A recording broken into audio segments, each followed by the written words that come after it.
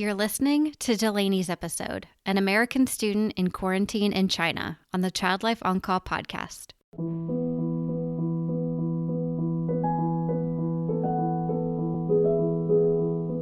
Hi, and welcome to the Child Life On Call podcast. When your child is sick, the whole world seems to stop in its tracks. Plans and priorities change, and your number one job becomes figuring out how to get your child well again. For some of us, rest, medications, and relaxation can do the trick. But for others, it takes more. It takes countless doctor appointments, invasive medical testing, therapy, surgeries, the list goes on, and then you still may not have all of the answers or results you were hoping for. This podcast features parents of children that have an illness or medical condition and gives them a place to share their own journeys and experiences. We will talk about the ups and the downs, the highs and the lows, but one thing seems to remain the same. Children are resilient and teach us more about ourselves and the world than we could ever imagine. Thank you so much for lending a listening ear and opening up your heart to these families and this podcast. I'm your host, Katie Taylor.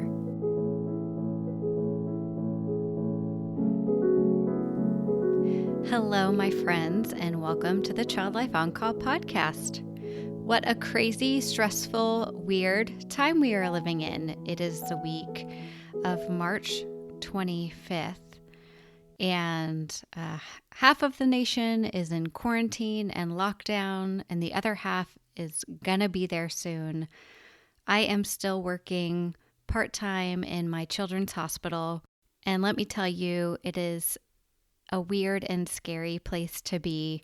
Everything looks different. Our cafeteria and bistro are basically shut down with only prepackaged food. I would say 90% of the seating has been changed to work with the 6-foot distance that social distancing demands. I've seen coworkers dressed up in hazmat suits.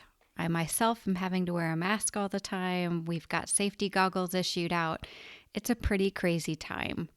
With that said, it's a really scary and isolating time for a lot of people, which is exactly why it's so important to share a podcast like this and other resources to families who are facing illness. In a time where they're already feeling so alone and so isolated, podcasts are a great way to feel connection and not feel so isolated. I love listening to podcasts as I go for a walk outside or I'm getting some sort of exercise, and I feel like this is a great podcast for other parents to listen to. So it's interesting because the woman that I am interviewing today, her name is Delanie. She is in Beijing, China right now, and she found out about this podcast when she was in quarantine. So I interview her today for a couple reasons. One is she's familiar with Child Life because she was in the hospital as a child and was really familiar with Child Life. And also she has a really unique perspective in that she has been in quarantine since January. So she has talked with some friends of hers over there who have families and kids and is giving advice to American parents and Americans as we enter this world. So I'm really excited for you to hear the conversation. Definitely check out the show notes page. She has given some great resources to share. One of the resources she shared is a really catchy song about the virus that's actually in Vietnamese, but has English subtitles, and I think would be really great for kids and teens. So the advice today she gives is great for parents, great for students, great for listeners, really any American that's entering into quarantine, or has already been there for a week or two. So without further ado, here's my conversation with Delanie. Well, why don't you start off telling us about you and why you're in Beijing and what you're doing there? Of course. So I live in Beijing right now. I've lived here since August 21st of 2019. So for a few months now, not quite a year, I teach English here. I teach at a training center. So the kiddos go to school all day long and they have extracurricular activities. And then once they finish all of that, they come to my class and we learn English together on the evenings or on the weekends as kind of like a supplement to what they learn in school. Okay, I see. And where do you come from originally before you went to Beijing? I am from Houston, Texas. I was born and raised there. I left for a little while to go to college at Texas State University in San Marcos and kind of have bopped around a little bit around the world, but here I'm here for the long term. Oh my gosh. And so tell me, how did you hear about Child Life On Call podcast, or how did you get involved with the field of child life? I got involved in the field of child life as a patient. That's quite a story, and I would actually love for my mom to tell it on this podcast. Oh, I Hi, love Mom. that. So we're gonna say that's not a story for today. But I love child life, and it's everything. It's my everything. It's my world, Oh, my dream. I found out about this podcast from my lovely experience of being in quarantine. oh So my listening to gosh. you talk to parents and other child life specialists, that's like the most human interaction I've had in quite a time. Delanie, oh my gosh. Like, that's so incredible. Wow. Yes, I because I wasn't really a big podcast person before, and then I'm in quarantine. I'm like, okay, I Wow. need something. Oh my gosh. Okay, so let's just jump right into the whole like reason that you and I are connecting, because we want to share your message with our listeners and with the world and what is going on. So take us back to your experience when you started hearing about the virus and you're abroad and you're not close to family. Like, just take us from the beginning. Right. So the start of the virus in China actually reminds me of kind of the start of the virus in America, because in China there is Chinese New Year or Spring Festival. It's a holiday on the lunar calendar, and it's kind of like their Christmas. It's like the holiday of the year. And so right whenever we heard that some people in a place called Wuhan were getting sick, we were like, okay, well, it's Spring Festival. Like, we're all gonna go see our families anyways, or all the Chinese people, because it's such a big holiday. So they're like, okay, people are getting sick in Wuhan. I live in Beijing. That doesn't really affect me. So everybody went all over China to celebrate this holiday with their family. It's one of the largest movements of people on the earth at this time is Spring Festival. It's such a big deal. So people were like, of course, I'm not going to miss my family. It's like us saying I'm going to miss Christmas because some people in, some other state are getting sick. It has, in your mind, nothing really to do with you. So everybody left anyways. And I was one of those people because, again, I didn't know that it was going to turn into something like this. I was invited by a friend to go up to Harbin, which is about an 8-ish hour train ride north. So it's pretty close to Russia. So I went there with a friend because I was invited to spend the holiday with her family. And while I was on my train ride, my phone starts blowing up. So I'm on a train already. There's nothing I can do about it. And my phone starts blowing up. There's an expatriate group message with a whole bunch of Americans that live in China and or Americans live in Beijing, and they're all talking about this place called Wuhan. And there's a variety of reactions. People are sending memes and like making jokes. And so I'm looking at these on the train like, this is kind of funny, but what's going on? And so there's other people in the group message that are freaking out, and they're like, should I call my parents? Should I leave the country? Should I call the embassy? Should I go to the embassy?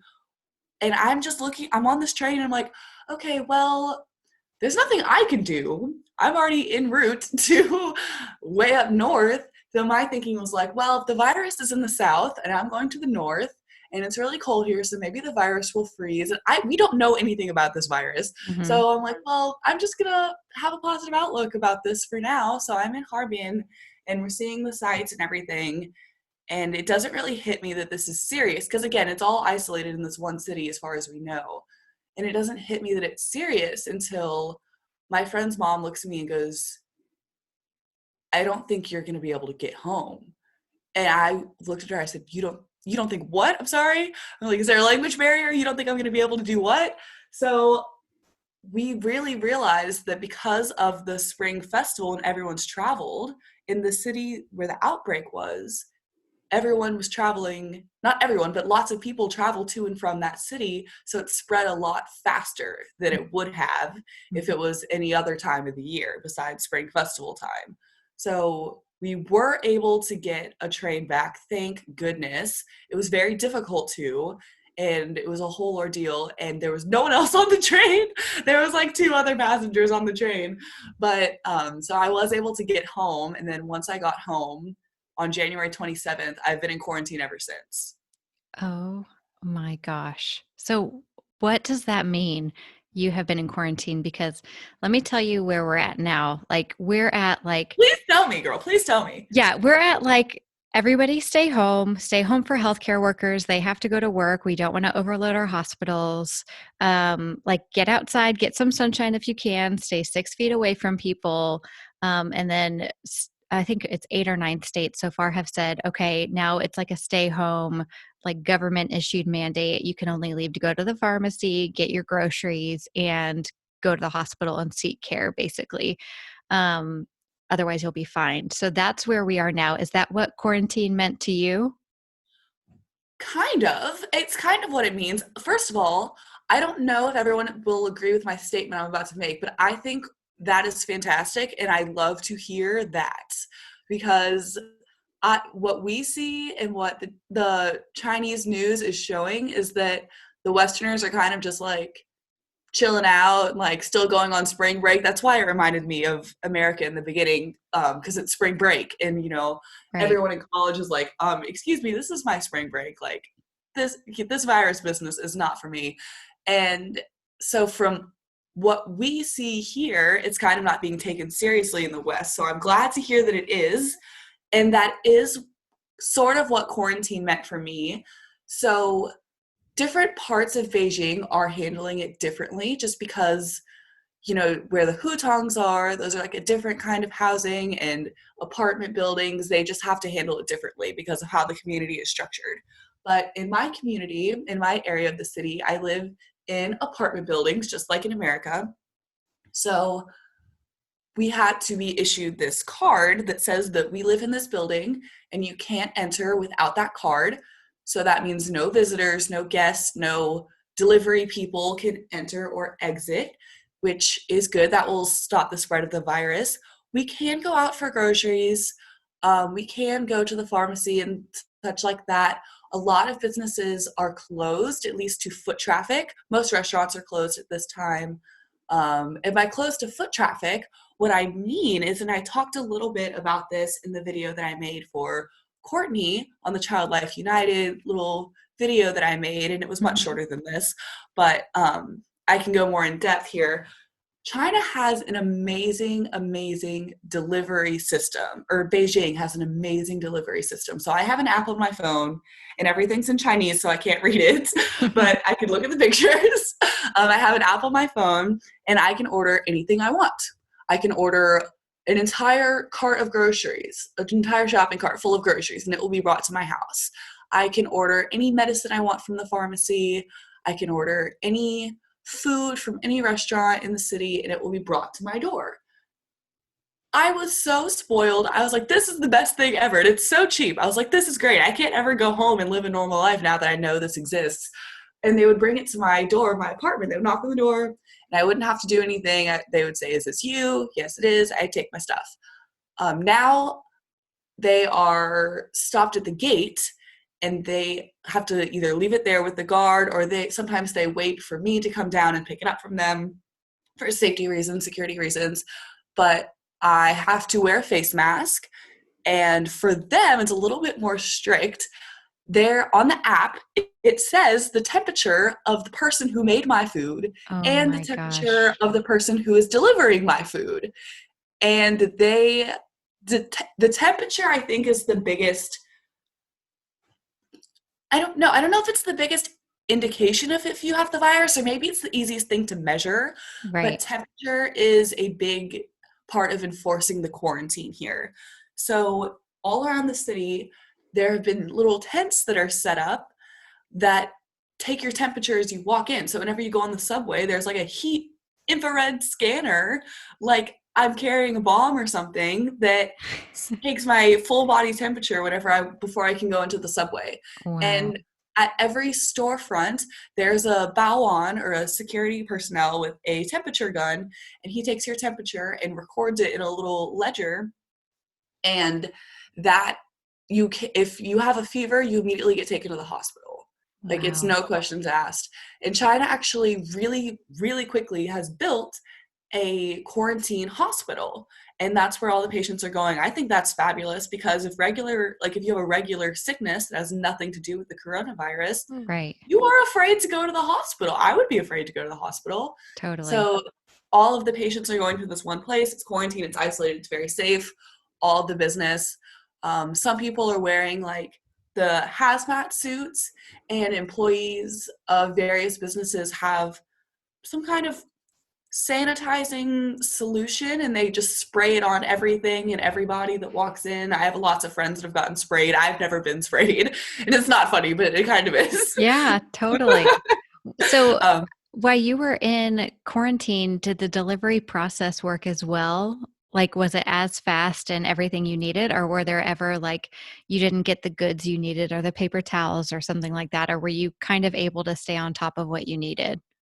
oh yeah, I've been fine. I've got everything I need here. I'm sure the delivery men are loving quarantine, because every delivery is way faster now that they just stop at the gate, Right. and they have so many more deliveries because no one's leaving their home. So I'm sure the delivery men are loving this.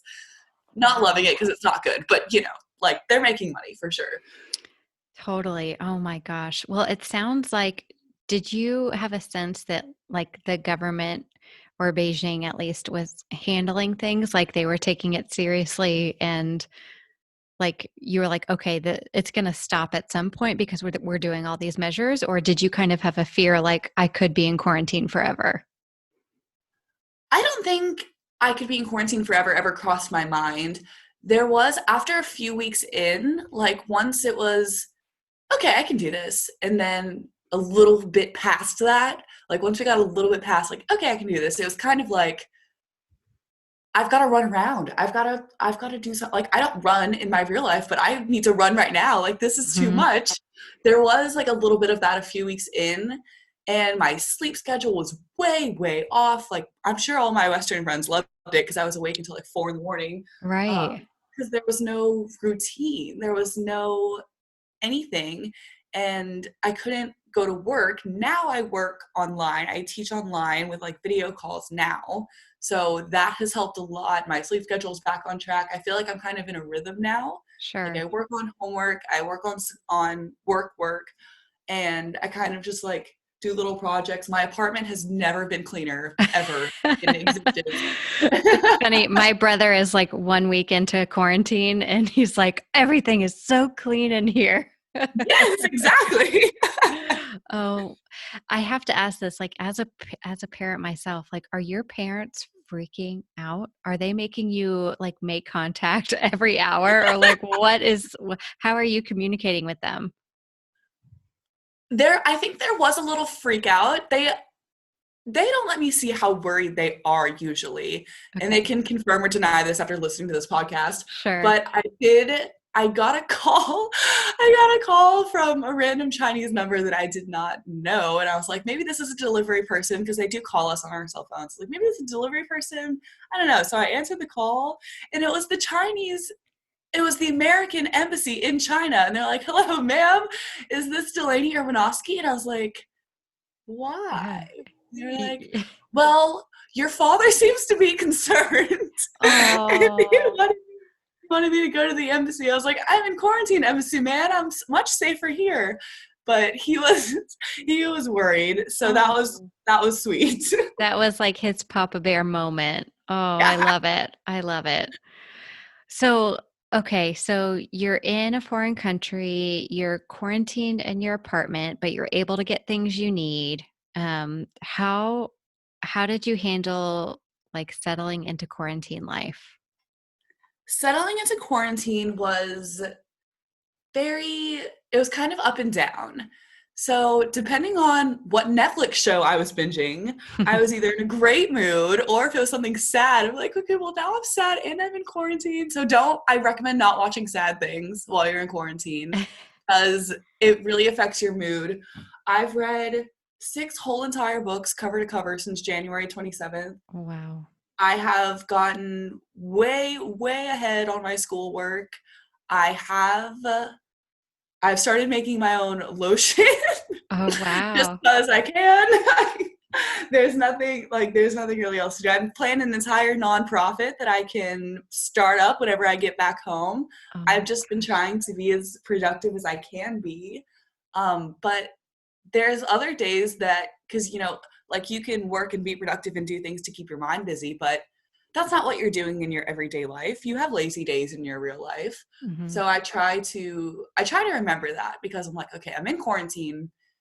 It's been 2 months now, or almost 2 months now, and I don't want to feel like I'm wasting it, because I wouldn't be just sitting around the house in my everyday life, but I also wouldn't be working towards some kind of goal nonstop either. Hmm. So I think even though you're inside, you still have to remember, like, you do have like these rhythms you're in your everyday life, and you need to find a rhythm for quarantine.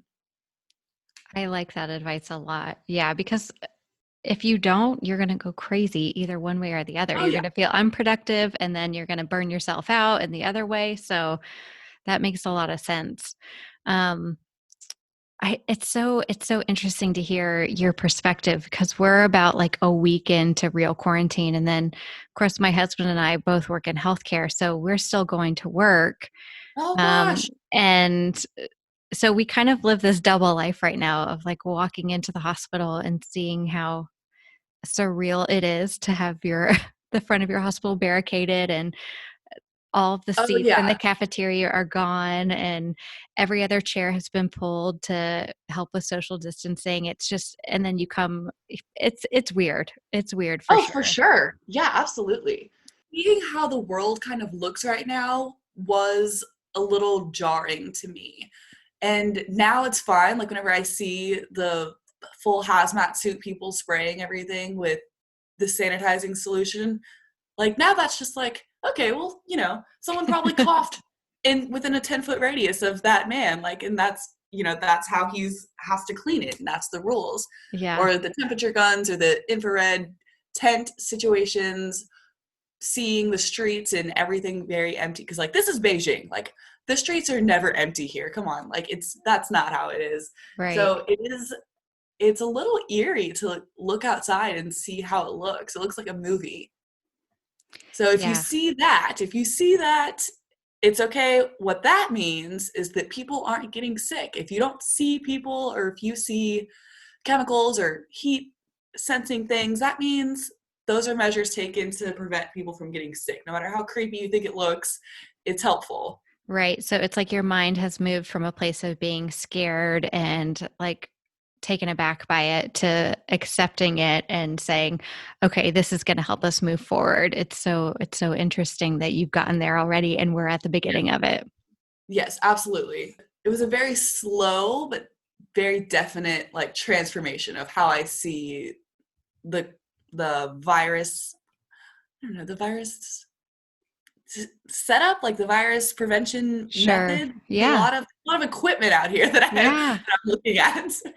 And so you teach kids online. Tell us, how are the kids you're teaching? How are they handling everything? And have you talked to any families who have small kids at home? If parents are listening, you know, what's the feeling you get from families in Yes, for Beijing? sure. So my friends with kids had a lot to say about this, and that's why I actually reached out, because, my story is whatever, but this is a podcast for parents. And so I asked all of them, and they all had very, very similar things to say. So what they recommend that you need to stock up on is not toilet paper, despite what everyone in America is doing right now, which, first of all, Chinese people think that's hilarious that Americans are buying toilet paper of all things. But I what they think, I agree. yeah, what my Chinese friends say that parents need to stock up on, number one, most important thing, everybody write this down: games. Hmm. Games to play with your kids, puzzles to put together, computer games, board games, any other kind of games that exist, card games, mahjong, dominoes, whatever it is. Get a whole bunch of games before the store is shut down. Okay, well, no, don't flock to the store. Order online first if you can. Don't Hmm. go anywhere. But, but get some kind of games, make your own games, get creative. That is what they are most in need of. They are most in need of games whenever they're quarantined with their child. that is what they have to say to Western parents. Oh my gosh, that makes me so happy to hear, and such a good message, because here the focus is like, get back on your school. And, of course there's a balance, but the truth is, I was talking with a family today and I'm like, we're never going to hopefully have this opportunity again to have this kind of extended time at home. Like, take Yes. advantage of the fact that we don't have to be up and out the door by 7:40 in the morning, all of us dressed. Like, we get to take it slow, and that means having some playtime too. And I love that. Yes, absolutely. Because, like, okay, China is all about school, and that's why we got teaching online so quickly after the start. Like maybe a month or so, all of China is learning online effectively. It's not just kind of lazy. It's like it's up to standard. But with the teaching online and all of the business still going on, I have one friend especially who works very, very, very hard. She works round the clock. Her job is very demanding. And she said, it's very sad that the virus is happening. It's very sad that people are getting sick, but I get to see my child Mm-hmm. every single day. And she's like, this is a blessing. Like, this is not a blessing for everyone, but the current situation I am in, it is a blessing that she gets to see her child and see him grow up. She's like, I've missed his whole life because she was working so hard, and like her job is amazing and she's doing great things, but she's like, this is something special. Like, I get to see my kid.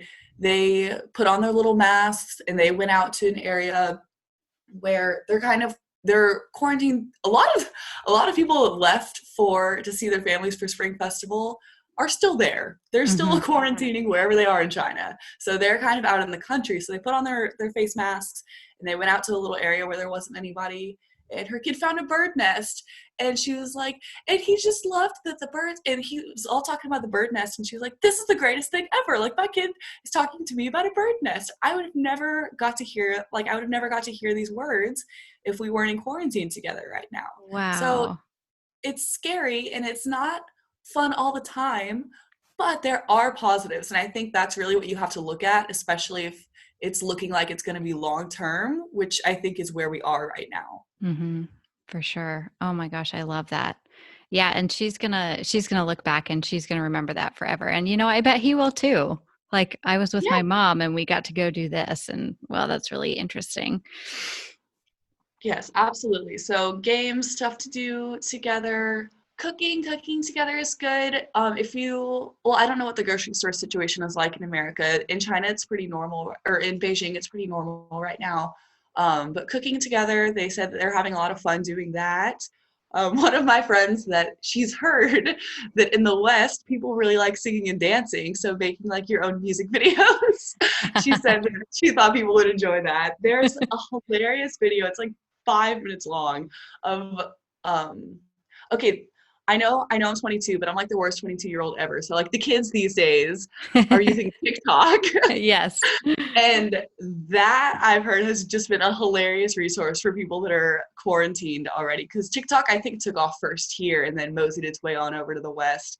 But there's like a 5-minute long combination of TikToks of people like dressing up in whatever, like blankets or whatever, like they could use to create ball gowns, and singing Chinese opera songs, or like just doing the craziest stuff. There's a dancing like dragon, like a New Year's festival dragon made out of trash cans and towels, and people are like moving in a what is, like a line, like a what is it, like a cha-cha line, but it's Yeah. dragon. It's so funny. It's like 5 minutes long, and in quarantine time, 5 minutes is like nothing. So y'all can all watch this video. It's hilarious.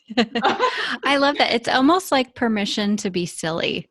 It's like Yeah, permission to just like let go and embrace what makes you happy and makes you laugh in the moment.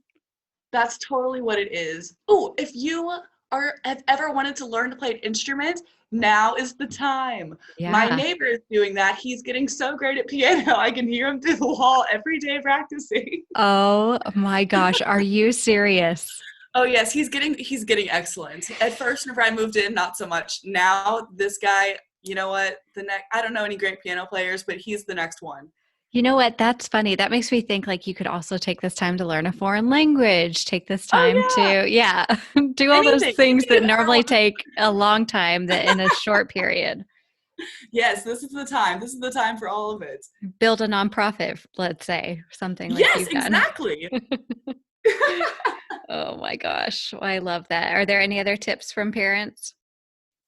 If you have a backyard, if you're lucky enough to have a backyard, definitely utilize that because you get to be outside while distant from everybody else. Hmm.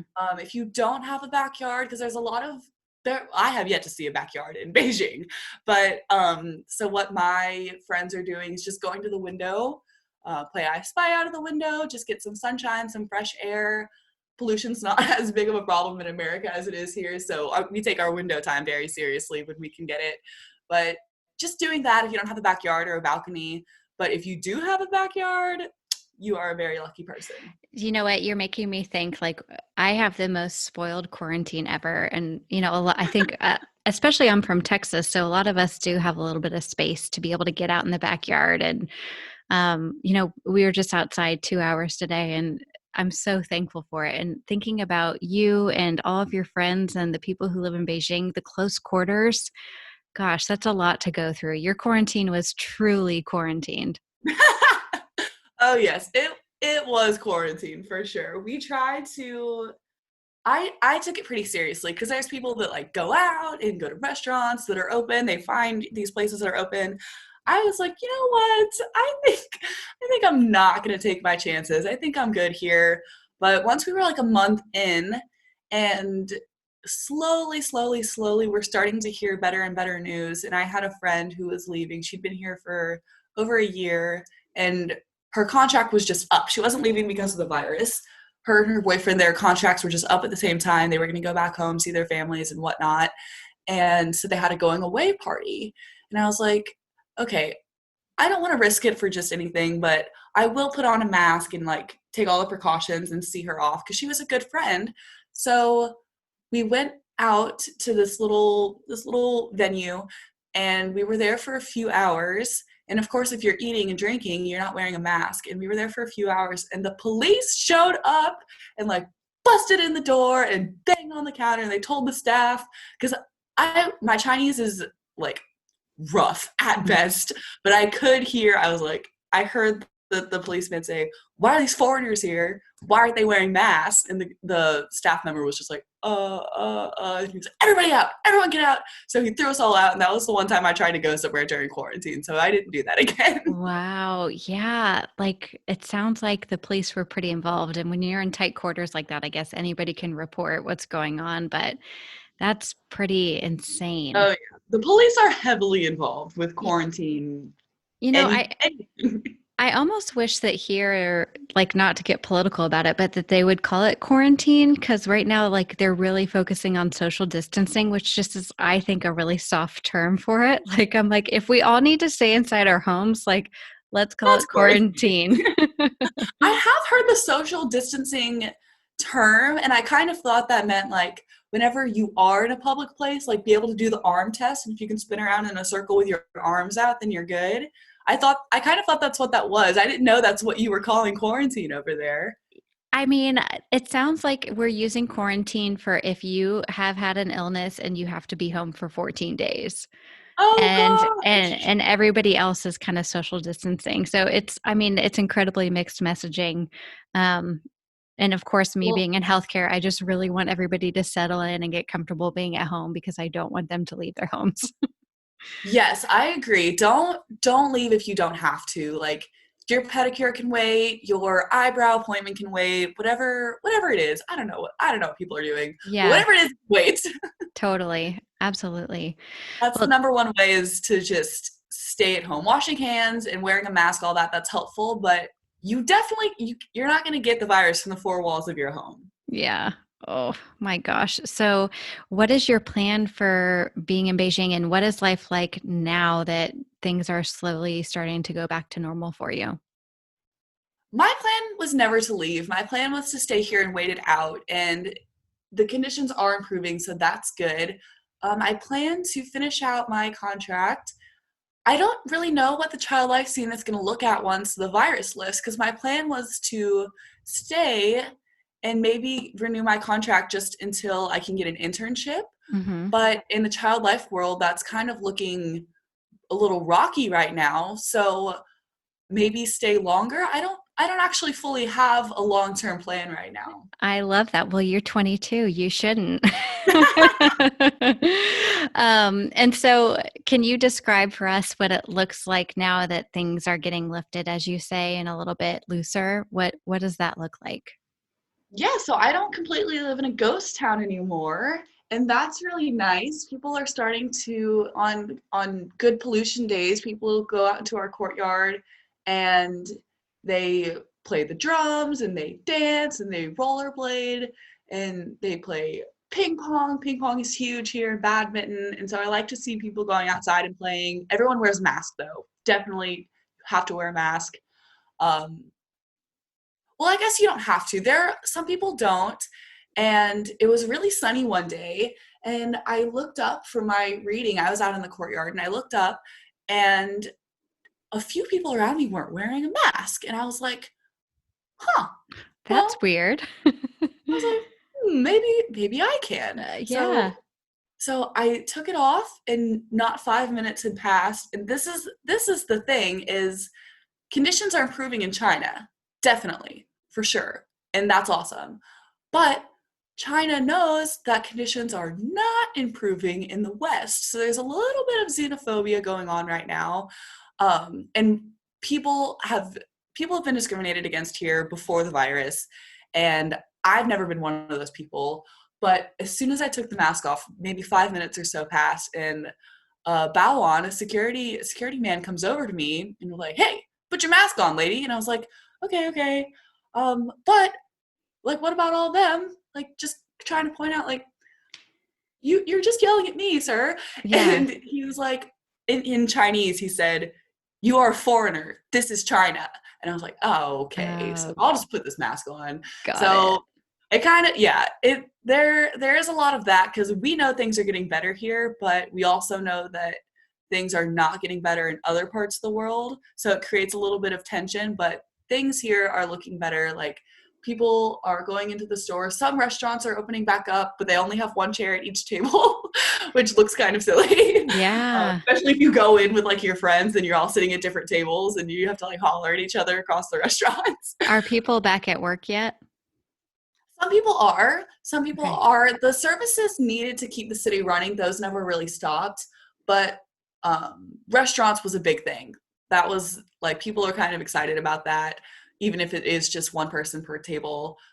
I'm not going back to work yet. There's a lot of hype about the middle of April. I don't know what it is about the middle of April, but we're supposedly waiting on updates then.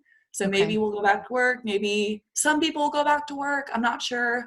But it's kind of more gradual than anything. It's like slowly you're like, oh, my second favorite restaurant is now open again. Maybe in a week or so, my favorite restaurant will be open. Stuff like that. Yeah. And I'm just kind of thinking about this. Did you know anybody over there who got the virus? Thankfully, no. I didn't know anybody that got the virus. And well, first of all, that's amazing that I didn't know anybody. Mm-hmm. But knowing that I was going to be talking to you, and that was a question you had for me, I did ask. I was like, do you know anybody, like, of my friends, do you know anybody that has it? Or do you know anybody who knows of anybody? And the answer was always no. So no one in my immediate or extended social circle has gotten sick at all during this time. And That's I think that's great. amazing. That's I think that's amazing. yeah, I think it's a testament to quarantine and how seriously China took this virus at first. I agree Like, completely. Like, that's a huge testament. And that's a lot of discipline.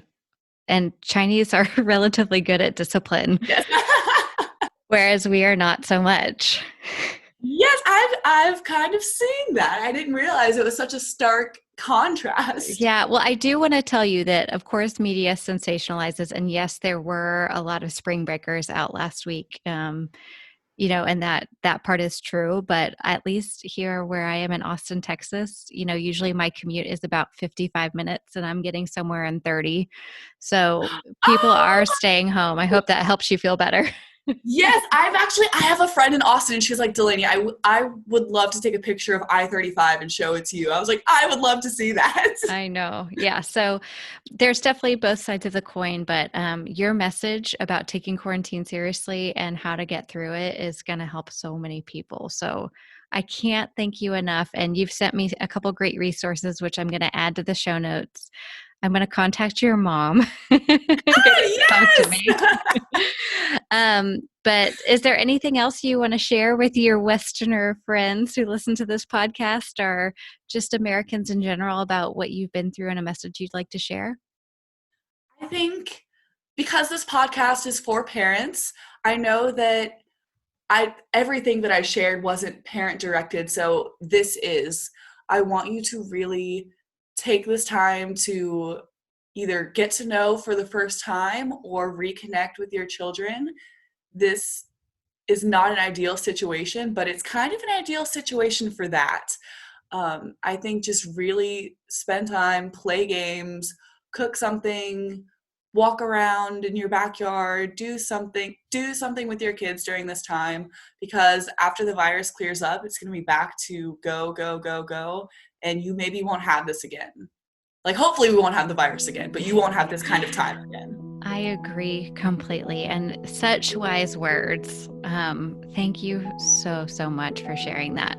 A big thank you to Delanie for waking up early in the morning. Our time difference is about 13 hours from her being in Beijing and me being here in Austin, Texas. So it was late at night for me and early in the morning for her. So thank you so much for doing that. Thank you for the insight and doing research and talking to other families in China that could give us some really valuable and much needed information. If you would like to connect with Delanie, unfortunately, she's not on social media. And I say unfortunately for us, but probably fortunate for her.